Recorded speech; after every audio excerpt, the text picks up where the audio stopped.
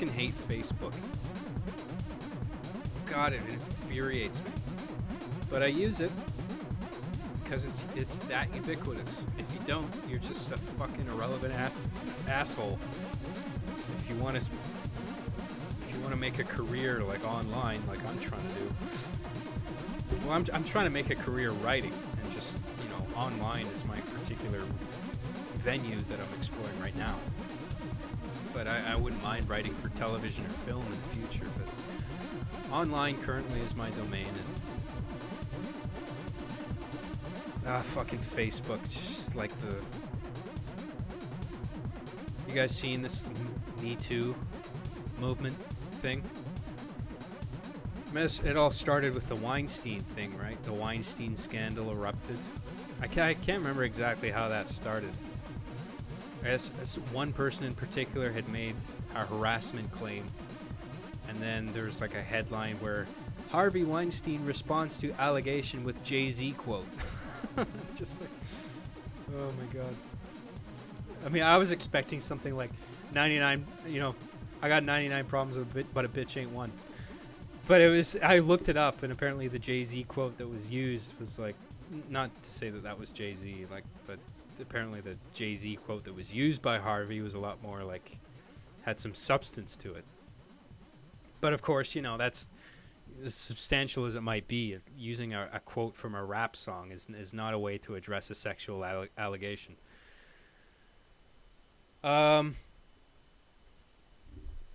So, yeah, then that slowly started exploding, and that was just like every fucking headline. Like, cause I've got a subscription to Variety magazine. It was actually an assignment in film school.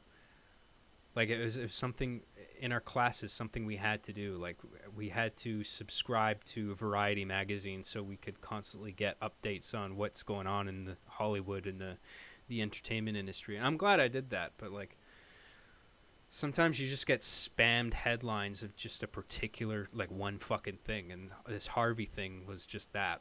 It's just like endless. Like, oh god, what's he doing now? All these fucking allegations. And then the Me Too movement spiraled off of that. Like this Harvey thing was snowballing, and then this thing, the Me Too thing isn't the first time it's happened either. Apparently it happened decades ago. A particular woman tried to get the same thing going, and now it's happening again. And the first time I saw it, I was on Facebook and I started seeing these, and at first I had no idea what the context was. Okay, I just want to be clear about that before I talk any more about Me Too. I had no idea what the context of Me Too was. So, my first reaction was, what the fuck is this new thing, this cutesy fucking bullshit now?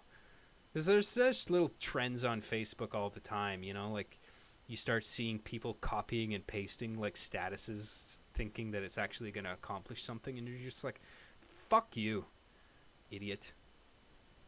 So immediately I started thinking of like jokes, like instead of typing Me Too, typing Me 3, and just stupid shit like that. Because I just have that like compulsion, like anything I feel like it's taking itself a little too seriously, and nothing on Facebook should be fucking taken seriously, I don't think. Because it's the internet, right? Like, it's just all a big fucking joke.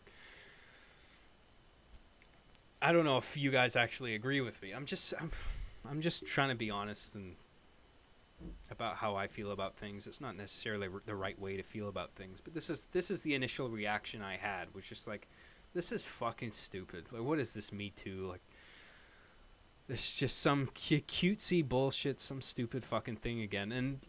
But then I started thinking about it, and I'm like, I was thinking, oh, okay, the Harvey thing has been in the zeitgeist for the past couple weeks, and now people are starting to say Me Too, and it's mostly women doing this. So I'm like, oh, this probably has something to do with that, and it's probably something to do with sexual harassment. So like, I'm very careful about that now. Whenever there's a trend or something online that I think at face value that is fucking stupid, I'm like, okay, well, before I make any jokes, I better just be careful and do a little bit of research here, so I don't come off as insensitive.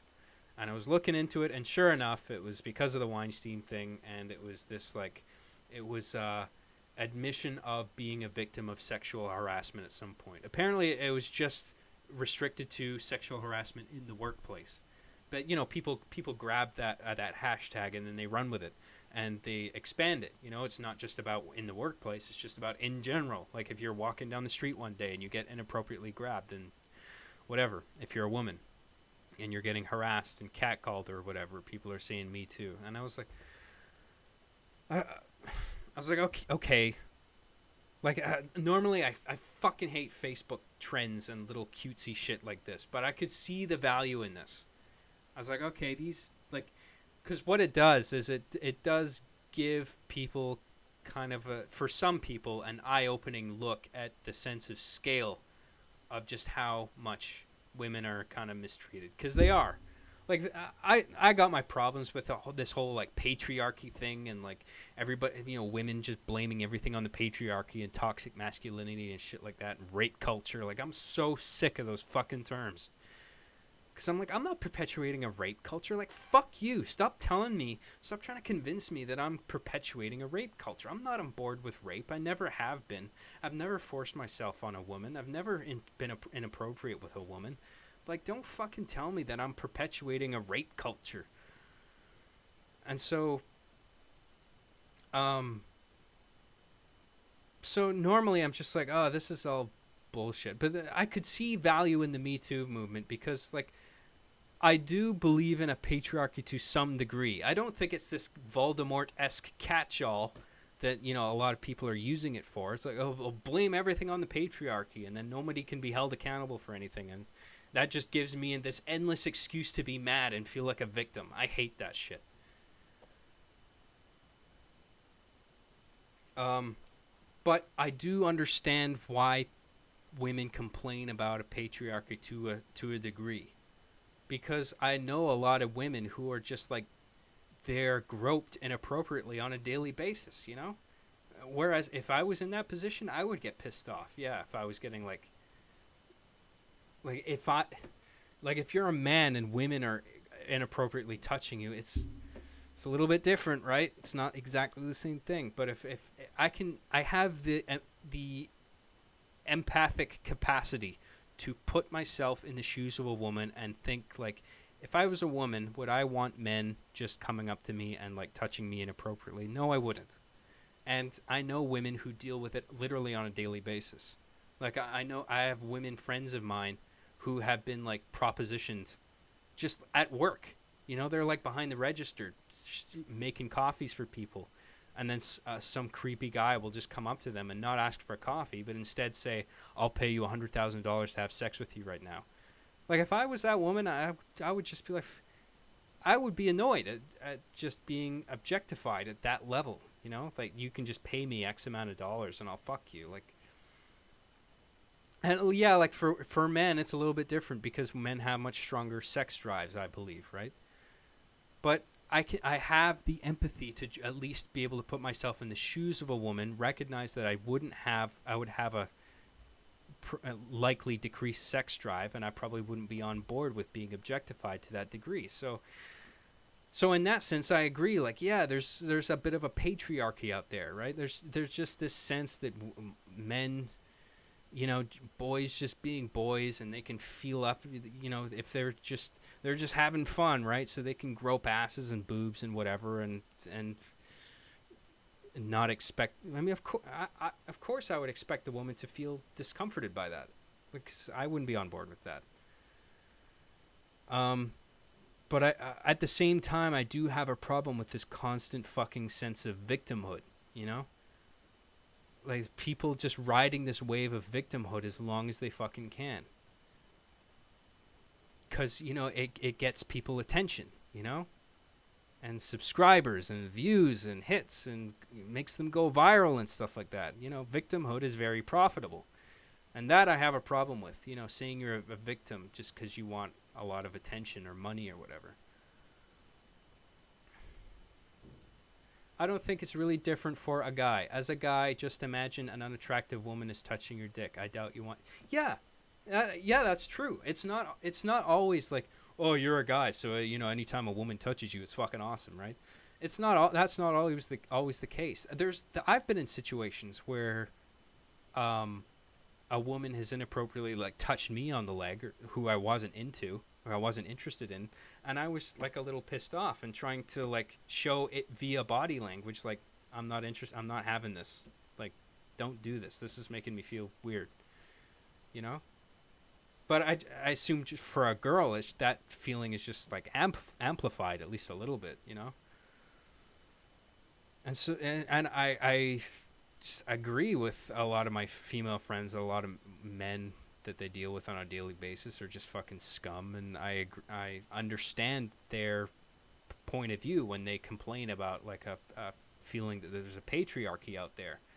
This just sense that women are permanently going to be like this kind of like saw as a joke in comparison to men, and men build everything, and they build all the houses, and they build the space shuttles, and it's men that brought people to the moon, and it's men who did all this cool stuff, and women don't do anything cool. They're just they just cry and get pregnant all the time and cook. But anyway, I saw the value in the Me Too movement, and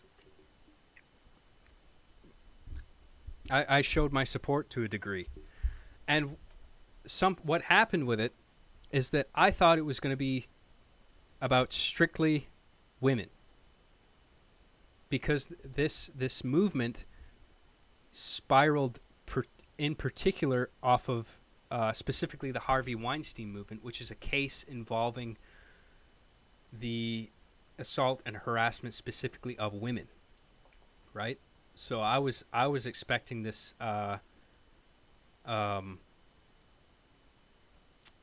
I was expecting this Me Too movement to be inclusive only of women, and that's it. But I was starting to see a lot of statuses from men, male friends of mine, who were saying Me Too as well, because they were victims of sexual abuse. And I was expecting a backlash against that. I was like, oh, fuck, the women are not going to be on board with this. They're going to get angry because they're going to be like, you're intruding on our movement. And, if I was thinking like the women wouldn't want men chiming in, because it's like, can't women have like a space of their own where they talk about their feelings and things are bothering them? Like, does every movement have to include men as well until the whole thing devolves into this like movement, this much more broad generalized movement of everybody has to treat everybody better regardless of gender, until the whole fucking thing loses steam and nobody cares anymore, right? So I'm thinking like the women are going to want to like keep this about themselves, and they want to retain the specificity of it because this is stemmed specifically from the Harvey Weinstein scandal, which has targeted women specifically, right? So I'm thinking the men who are doing this are just being dumb. Like, they're not seeing the backlash that's coming. But I was wrong. The women were actually, I mean, the ones in my network anyway that I was seeing on social media, they were being welcoming of this. They were saying, sorry, why the fuck would anyone, regardless of sex, be opposed to someone speaking up or out about sexual abuse? Anyone, regardless of sex, be opposed? Well, I just explained why. Because this particular movement stemmed specifically from the Harvey Weinstein scandal, which is about the abuse of women. Like, you're not hearing stories of men coming forward who are raped or harassed by Harvey Weinstein. They're all women. So I'm thinking the Me Too movement, they're going to want to keep it exclusively women, and who I was thinking if men tried to get in on that and say, hey, I was abused too. Like, I'm totally on board with men sharing their stories of sexual abuse and contributing to the Me Too movement, because it seems like, why wouldn't you? Like, I made a case for this on social media. I typed a thing like, hey, I show my support for this, even though I never do this sort of thing. But for this case, I felt it was worthwhile, and I was like, fine. I don't want to be a total fucking asshole where I alienate everybody that's on my Facebook group. I mean, as much as I feel so misaligned with everybody, like, on my Facebook network, like, I feel like they all indulge in these social media things, and I'm just like, oh, this is stupid. But I was like, I was praising the movement because it was so welcoming of men talking about their experiences with sexual abuse. I was like, oh, good. They're not just making it about themselves. They're welcoming anybody, regardless of gender, to come forward and share their stories, because sexual abuse isn't a problem that's restricted to a particular gender. It happens to everybody, especially children. This is what fucking bugged me about the Weinstein shit most of all. So I'm like, a few days went by and all these headlines are coming out, right? And this Weinstein thing is snowballing, right? And I'm seeing all on the news just all these support groups and support hotlines just for fully grown adult women. I'm just like, you guys, does everybody understand here that the victims don't stop with fully grown adult women? Like, children have been being abused and fucked in Hollywood for years and years and years, like probably as long as it's been around. Just like the same as how women have been being sexually harassed and assaulted ever since Hollywood started. The moment it started. Like, it's been like this for literally a century. And all these children are getting hurt as well. But on the news, all I'm seeing is these support groups for women. Just like, well, why don't we broaden this to accept anybody who has experienced emotional abuse and sexual abuse in Hollywood? Why is it just these fully grown adult women who are probably at least a little more mentally capable, at least, of processing what's happened to them and realizing what's wrong about? You know,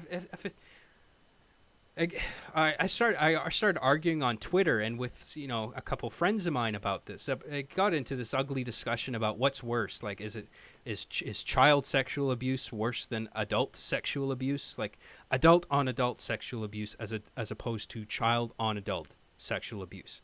Like, is one worse than the other? And I was arguing that children being sexually abused is worse than an adult sexually abusing an adult.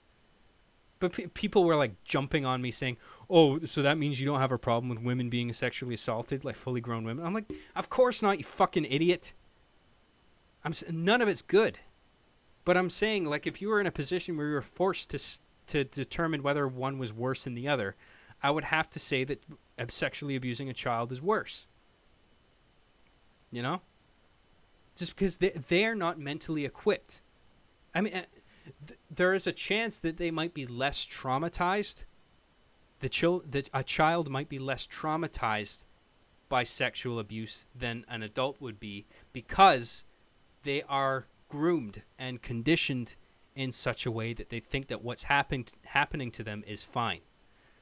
You know, and to like warp their minds like that. But even in that case where that child wasn't as traumatized as, like, say, a fully grown adult woman who knows that rape is wrong, who is an adult, who knows that she shouldn't be taken advantage of. Like, even if that person is more traumatized and a child is less traumatized because they're not mentally equipped to understand what's happening to them is wrong.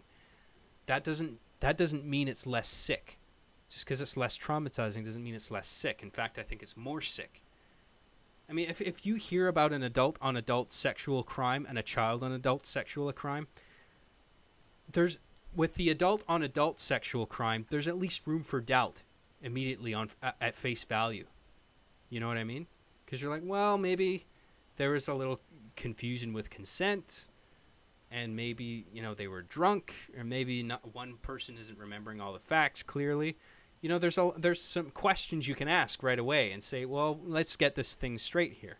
But in a case of child on adult or adult on child sexual abuse, there's no room for doubt. You're just like, that's wrong.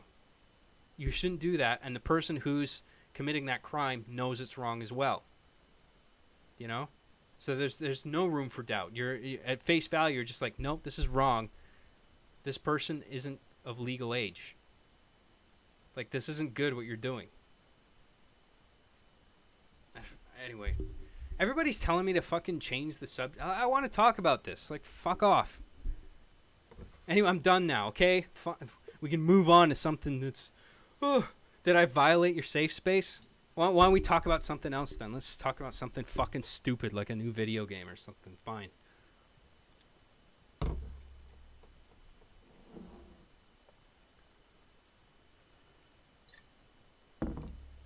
Jesus Christ, what did I just join into? The insane ramblings of a madman. John, but the child consent, though. Children can't give consent.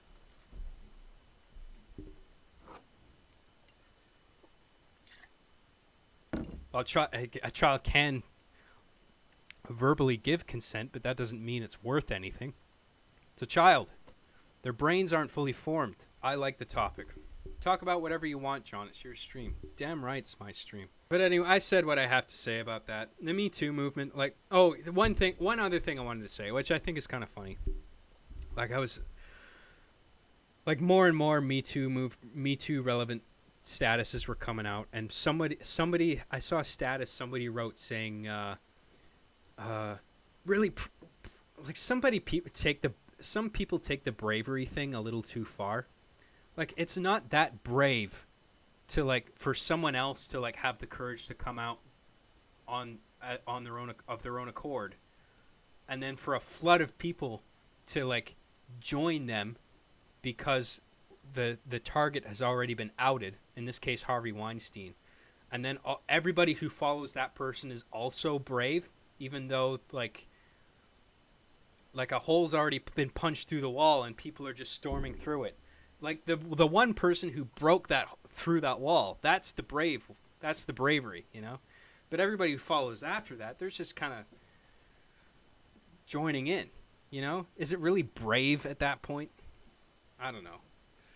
But some people get too carried away with that. They think they're so fucking brave.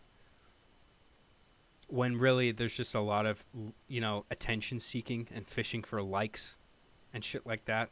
Because people put so much, like, value onto that, you know? Writing something on Facebook and getting likes.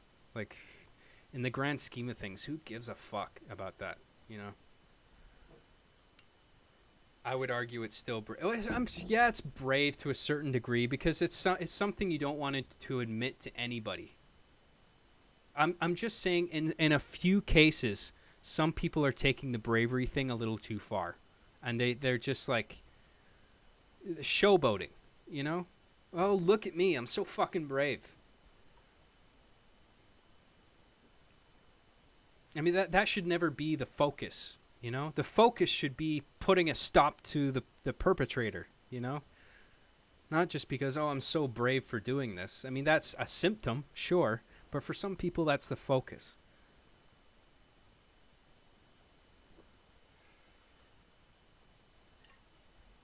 But I saw this one particular status, and it was saying, like, I'm disgusted with the people who are joking about the Me Too movement. And the guy wrote specifically, and if you're one of those people who wrote Me 3, then you're the farthest thing from funny, and you should shut the fuck up.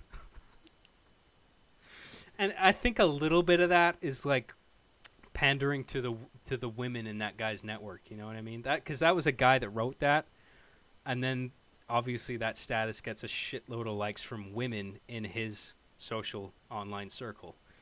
And I can't help but think that that's a little bit of the motivation, you know, getting all these likes from women and being in their good books, you know. But it just made me laugh because I was thinking of making those exact jokes that he was citing, like that Me 3 thing. Like that's some before I understood the context of the movement. That's what I was thinking of doing, just because at first glance I thought this Me Too thing was fucking stupid, and I wanted to make a joke about it. So as soon as when I saw that, I was like, oh, thank God I didn't. I wouldn't gotten fucking flayed alive. But anyway, okay, let's not talk about that anymore. Let's talk about something else.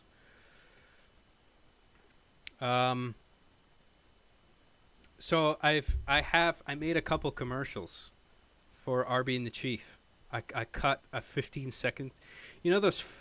This ties back to my frustration with Facebook. You know, Facebook has just turned into this. Like the Facebook news feed is a joke.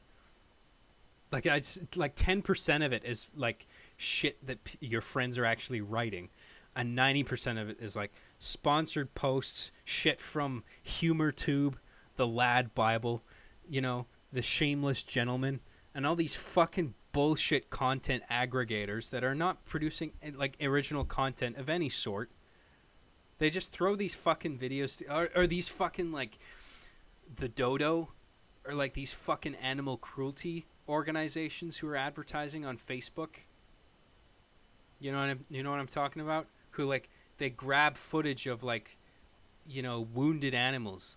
This puppy was found at the bottom of a well and all his legs were broken, and it was because of the actions of this one kind-hearted individual.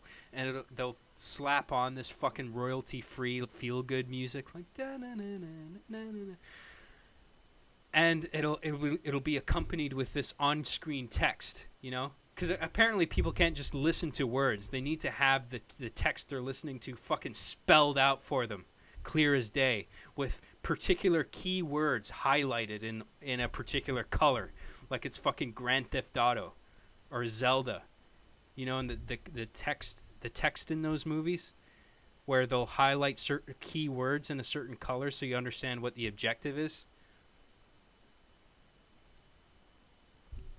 Sorry, this camera's out of focus. Okay, there we go. It's just such bullshit, you know, it's just this emotional pandering, and everybody laps it up. I'm looking at the comments in all these fucking videos, and I'm just seeing all these like, oh, I hope the dog gets better, XX. Oh, sad face. That puppy looks sad. I'm glad he has a happy life now. Smiley face. This is some people's day, you know. This is what they spend their day doing. Commenting, sharing these bullshit comments on these stupid little fucking manipulative clickbait videos. It's all horseshit, all of it. And you know, and one of the things that pissed me off so much was these, like, you know, those videos that play automatically. Facebook has a thing where if you upload a 15-second video, if it's 15 seconds or under, if somebody scrolls past it in their news feed, it will play automatically. They don't need to press a button. And this pissed me off. I'm like, fuck you. Like, if I want to watch something, I'll hit the play button. But I took advantage of that for my own commercial. I've made a 15-second Arby and the Chief quick cut thing of just like a bunch of action shots. I just compressed them all into 15 seconds and then just a little title slate at the end. Arby and the Chief, imaginativlogo.com, the site URL. And then people go to the site.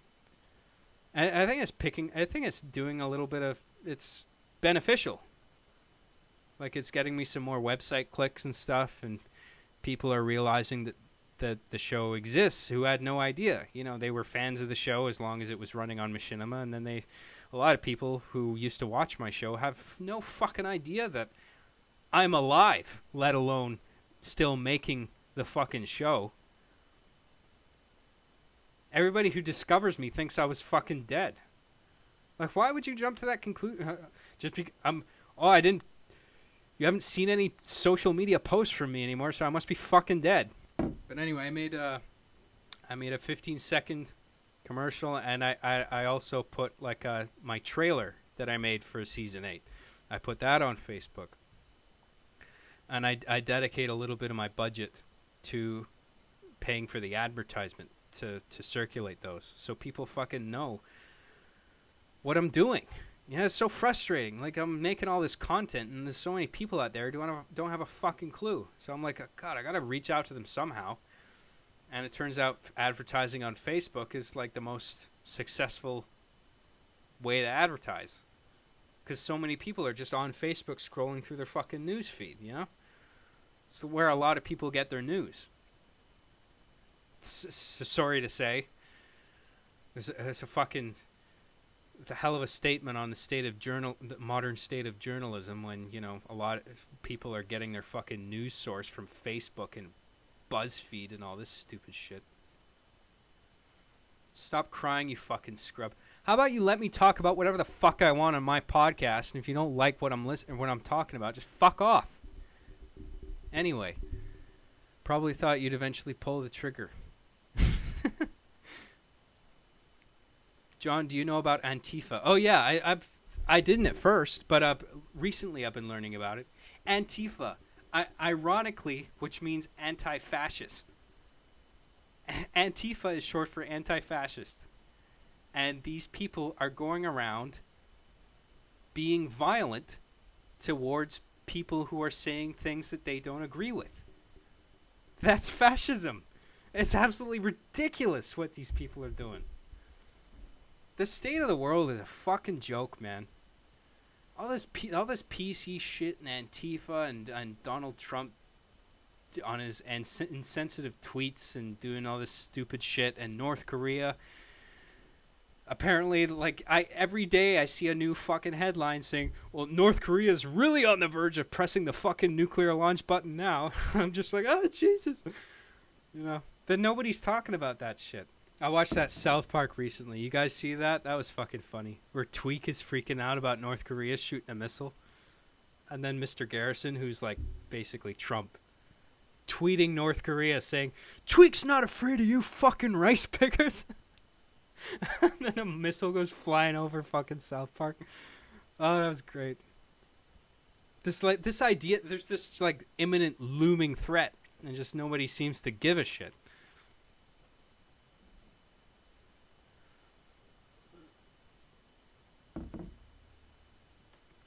But John, it's okay to beat people you disagree with when you know they are bad people, obviously.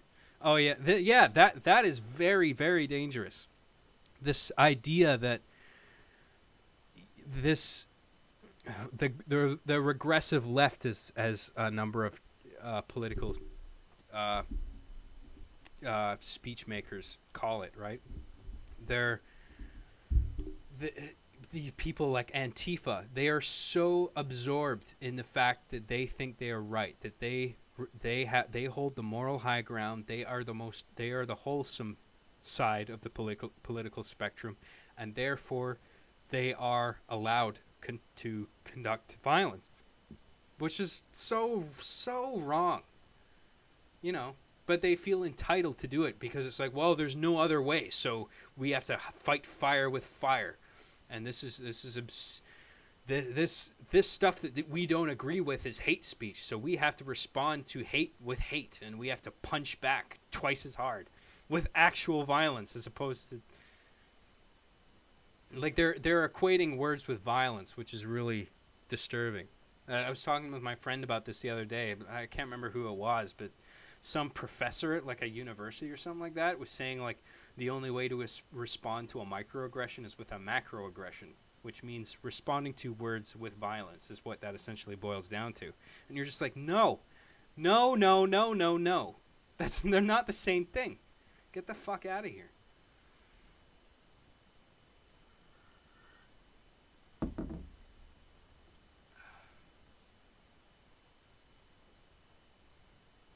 I love how you are telling people how it is when they are telling you what to talk about. Just keep being your own person. I respect that. Thank you. Yeah, man, if you don't like what I'm talking, I mean, I admit, I'm the first to admit that a lot of the things I'm saying are uneducated. I don't do much research. I have a lot of feelings on things. I have a lot of strong opinions, and I'm saying things that I think I'm kind of right about, but I'm not sure. But overall, I'm just trying to be entertaining and funny. If if you're not on board with what I'm saying, just leave. But I'm not trying to divide anybody. I'm not trying to upset anybody. I'm just trying to talk about things that I find interesting. And if you don't agree with me, I don't give a shit. And I don't mean to sound hostile either. Like, if you enjoy my content, you like my streams and stuff, I want you to stick around and whatever. I mean, if you don't like what I'm saying, you don't have to listen. That's all my point is. Well, it's a battle of ideas, except those people are so insecure that they can't defend their ideas without violence. Yeah, exactly. I mean, the mere fact that they have to resort to violence, or pulling the fire alarm on a political discussion in a university campus with a controversial speaker, or surrounding the audience and shouting "safety, safety" to preserve some kind of safe space, to prevent these horrible words from reaching delicate virgin leftist ears. But I mean, absurdist isn't just on the left; it's on the far right as well. I mean, there's insanity on both sides. I'm convinced the most dangerous thing is to is to encapsulate yourself in a bubble on either side. It doesn't matter what side it is. If you're in a bubble, period, that's dangerous. I was talking about this before, how like a societal utopia is somewhere in the middle of the political spectrum, right? It's not all the way left, it's not all the way right, but the popular opinion sways constantly from left to right, you know, and the answer is somewhere in the middle. So if we want to find the answer one day, we have to listen to each other, you know? Both sides have to listen to each other. And the way to get to the bottom of these, you know, issues that are plaguing society is through honest, cogent political debate, like proper debate. Not this violence bullshit. This is stupid. Like the protests and stuff. Like I don't object to people's right to protesting, but I often question the efficacy of it, you know? Because it just looks to me like I'm watching this shit on the internet, YouTube, like all these streams of like live protests. And I'm just watching one side squawk at the other. They both have megaphones. Like they both show up in the morning with megaphones. One side squawks at another. No side demonstrates any interest in listening to what the other side has to say. They just show up with their agenda. They want to shout their agenda all day for 12 hours, and then at the end of the day, they all go home, and nothing gets done.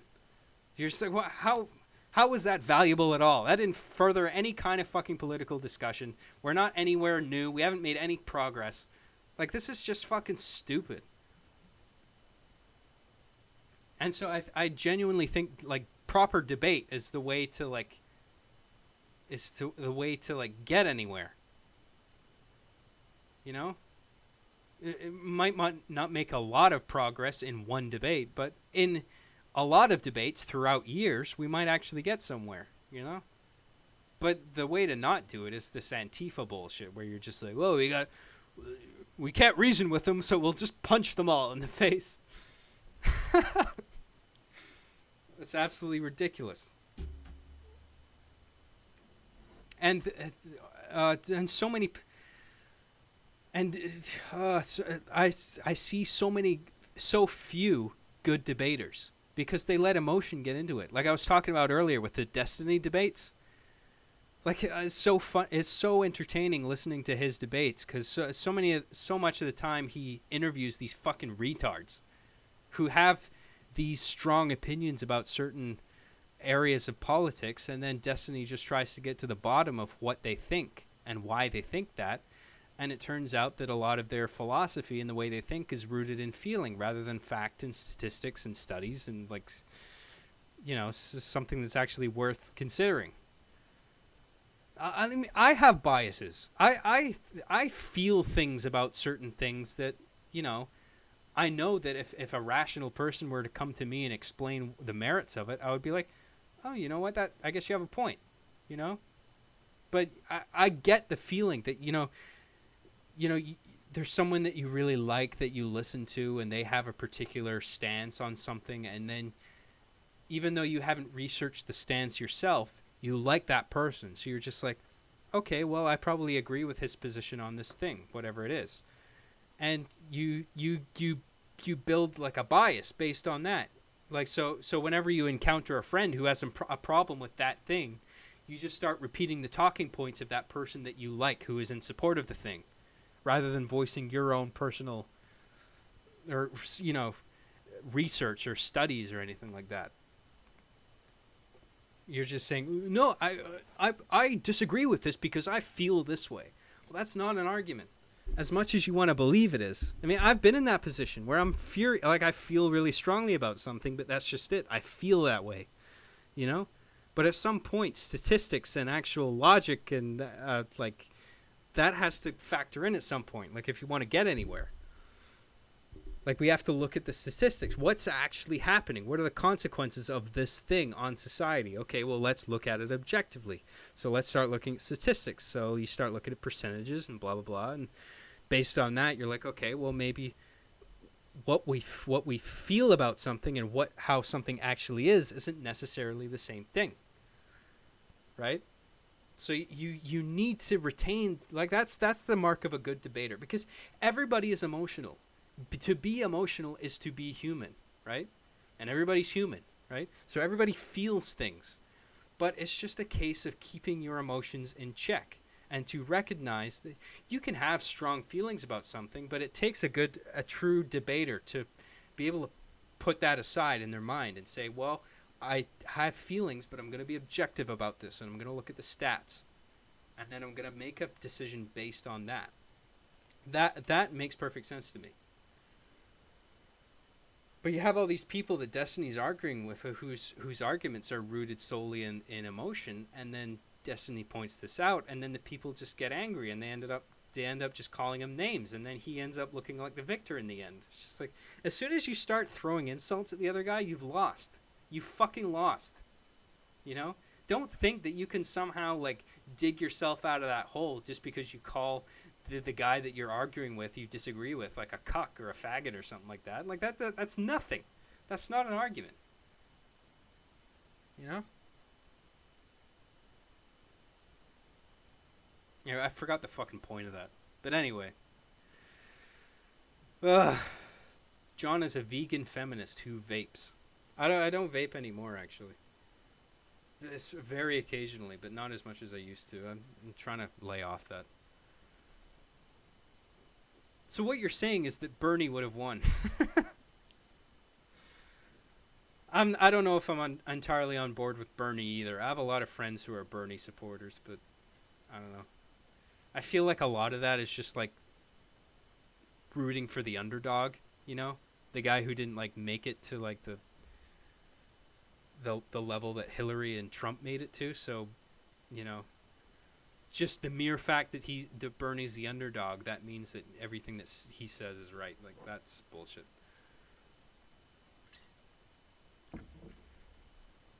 But I haven't done enough research on Bernie. Like, I haven't done enough research in politics in general. So, I mean, just take anything that I have to say with a grain of salt, because who the fuck knows if I know what I'm talking about. Chances are I don't. Okay. What's your relationship with Rooster Teeth like? I haven't talked to them in ages. They've been doing their own thing, man, and I've been doing my own thing. Give up the douche flute?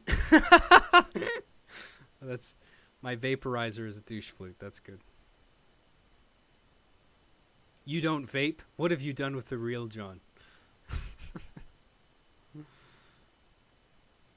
I mean, Sanders was much better than the rest, but he by no means made sense on a lot of issues. Yeah, man, I've been listening to a lot of like people talk. I started listening to Milo Yiannopoulos a lot, and I had so many friends who hated him. Like, I kept hearing about him and like how he was such a shithead and he was hateful and he was so dangerous to listen to, and I was like, are these guys full of shit, or is this guy really that dangerous? Like, I'm gonna find out for myself. And then I watched a bunch of his videos, and I don't agree with everything he says, but I like him. He's funny. He's not afraid of like words. He doesn't give like naughty words power. Like, I respect that about him. And then after Milo, I've been listening to a lot of Ben Shapiro. You guys listen to him? I really like him. He's smart as fuck. And I don't agree with everything he says, but that doesn't... Just because I disagree with a couple of things someone says doesn't mean I don't like him. I like Alex Jones, believe it or not. I mean, I don't know how you guys feel about him. I think he's funny as fuck. That humor may not be intentional, but man, is he fucking funny. Like him talking about on Joe Rogan about the secret of NASA and his secret his secret talk with like, what's his name, Buzz Aldrin, one of the first guys on the moon, saying, "Oh, it's true, Alex. There's an obelisk on the moon, and there's aliens and interdimensional pedophile vampires and everything else." He has this way of boiling down everything into this ridiculous hyperbole, which is just funny.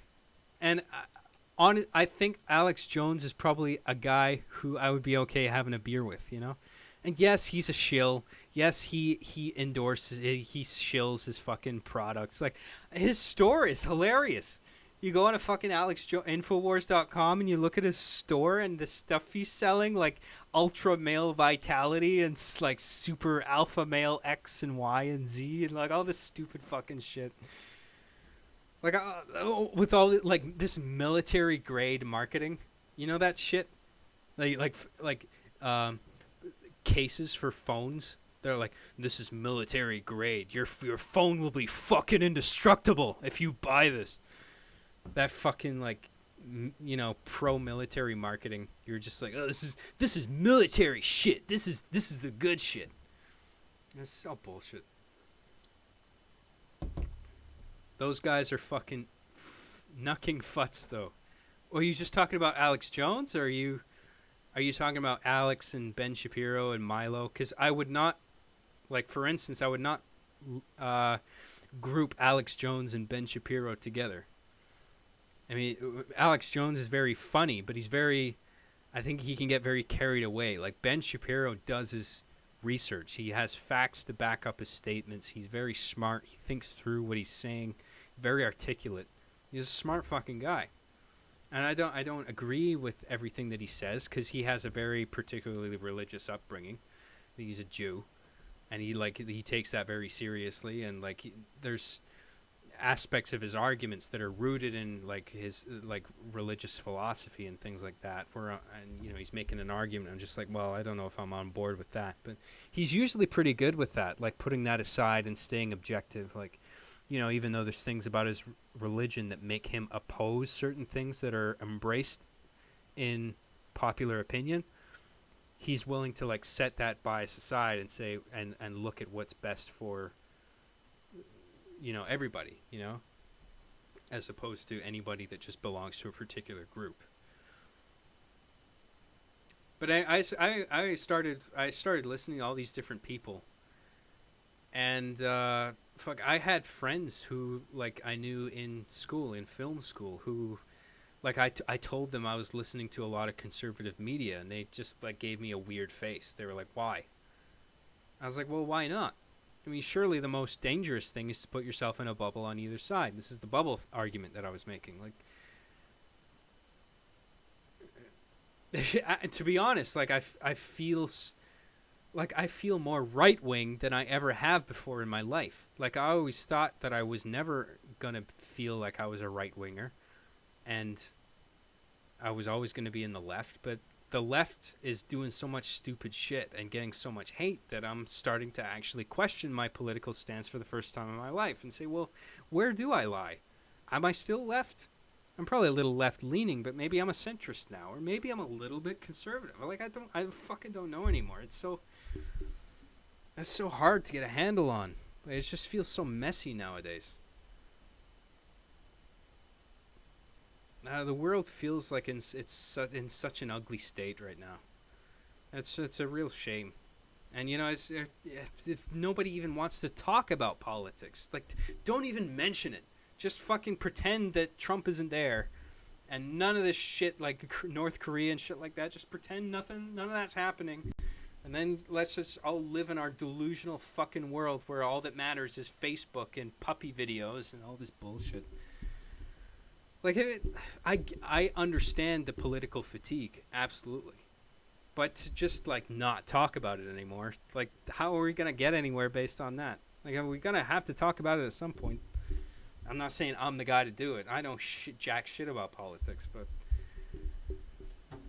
just for everyone to just, like, condemn anyone who even brings up politics, I don't agree with that. It's like me, like, doing episode 10 of the show and just including all those political jumping off points of conversation, like Trump being president, or virtual reality, or like 3D gun control and 3D printed guns and shit like that. Like, I was mentioning all these political talking points in episode 10 just because I felt it was logical for the toys, after such an absence of being gone, they would try and catch up with what's been going on in the world while they've been gone, and they would realize all these things. So it's like, why wouldn't you mention Trump? Why wouldn't you mention 3D guns and all this crazy shit?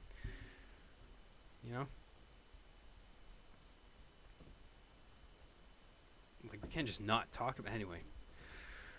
Ugh. I know politics is gay. Nobody wants to hear about it, so I'll just keep reading comments here. I less than 3 to talk about politics. It's a reality anyway.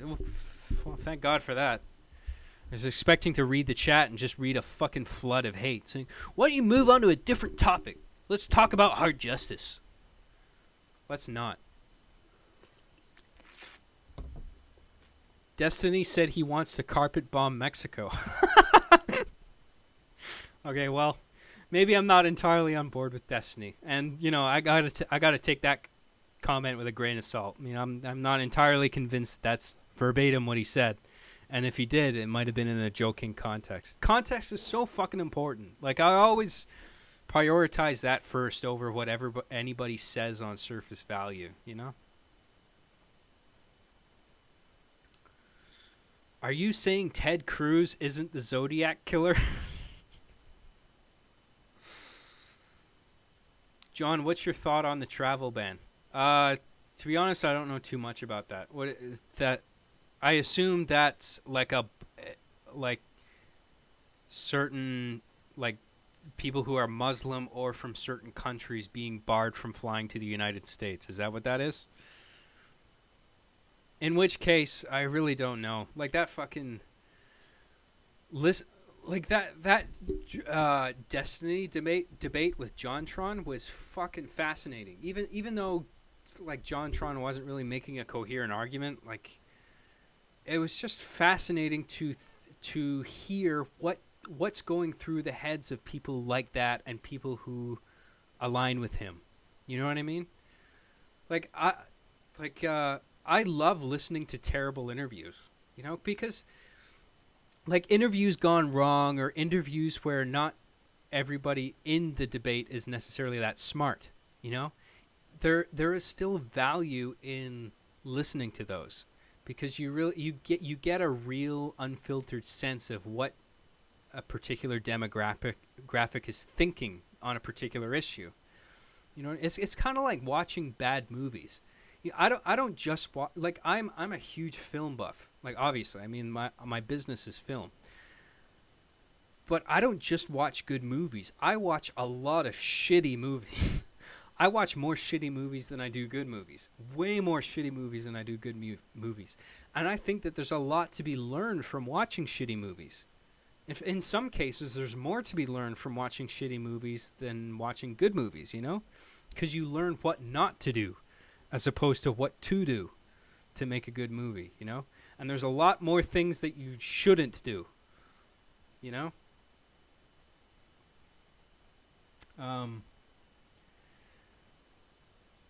So, yeah, I was listening to JonTron and I was listening to his stance on, like the topic got onto white nationalism and Trump and immigration and, like, barring certain people from entering the country based on their race or their religion. And he didn't know how to navigate the argument. Like, JonTron was a perfect example of somebody whose stance is rooted in feeling. They feel a certain way, and they feel like that's enough justification, right? And the other person should just get it. Like Destiny, like they kept throwing that insult at Destiny. Like, oh, you just don't understand. You're living in another reality, dude. Like he kept throwing that at him. It's just like, that's not an argument. You're both obviously living in the same reality, you know? And so, like, he's just going, so JonTron is just like going in these circles about tribalism and gene pools, like, and preserving a white identity, but like he's trying so hard to make it not about race, you know? We don't hate these people. We just want, we're just, they try and disguise it as it being about American ideals, right? It's not about race, it's about ideals. And people with a certain skin color don't hold the same ideals as white Americans do, you know? So it's like, well, it's not about race, but nobody non-white is allowed.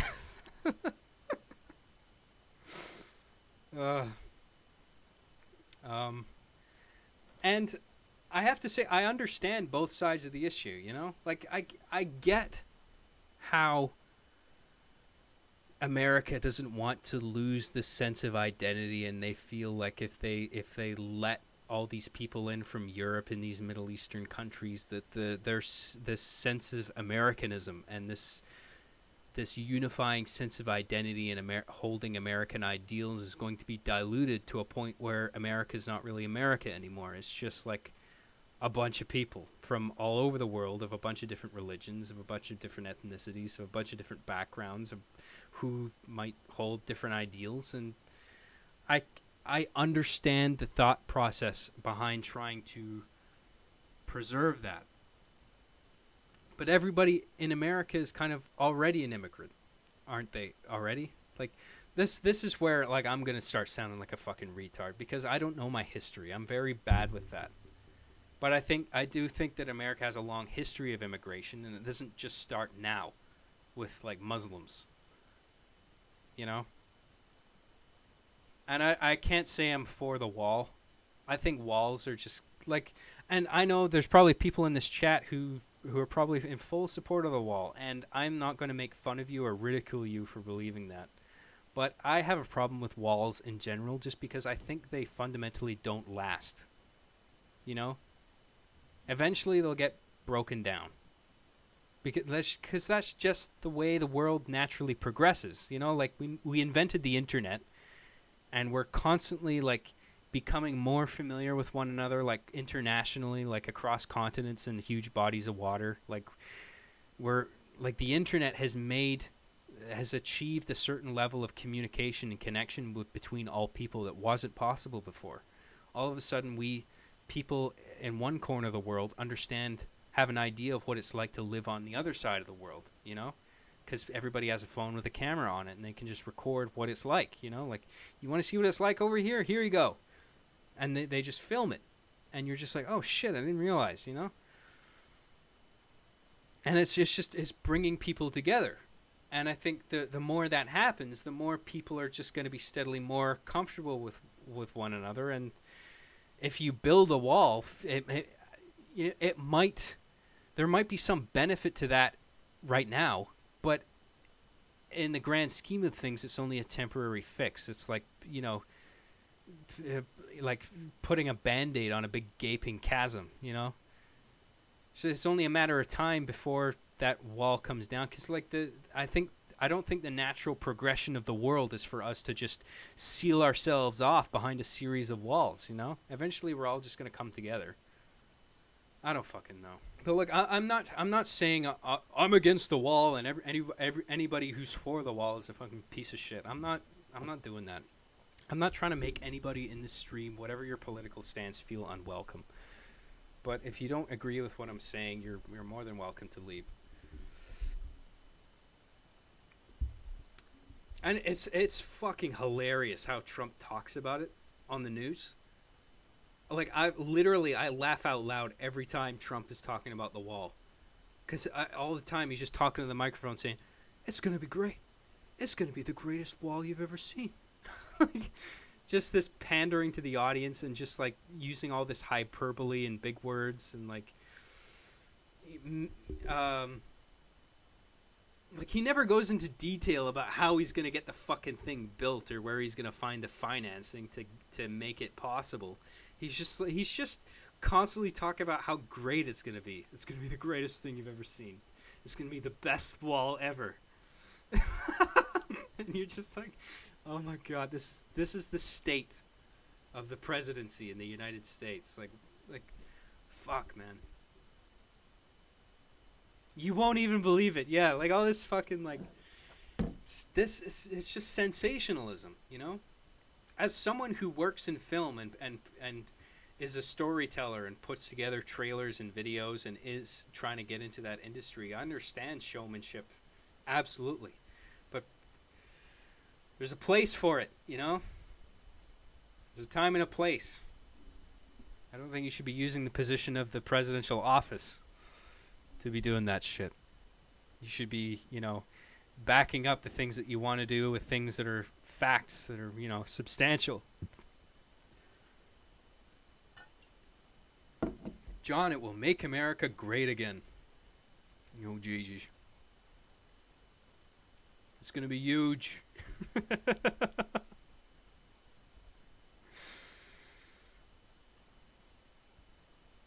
What if Mexico just makes a big... Oh, yeah, I saw that. There's like a... It was like this viral video thing. It was in response to the wall, and then it was like... The joke of the video was like, this is the first time anybody has ever heard of a ladder before, obviously, because, like... no matter how big you build the wall, all you have to do is build a ladder that's equally big, and then just bring that to the wall and climb over it, and then it's like... pointless even having a wall in the first place. So I think depending on how high the wall is, you need to make fashion a pretty fucking tall ladder. That's what I'll say about that. But of course that's entirely possible. Just duct tape a bunch of ladders together. Make a super ladder. Prop it up against the wall. Everybody climbs over it.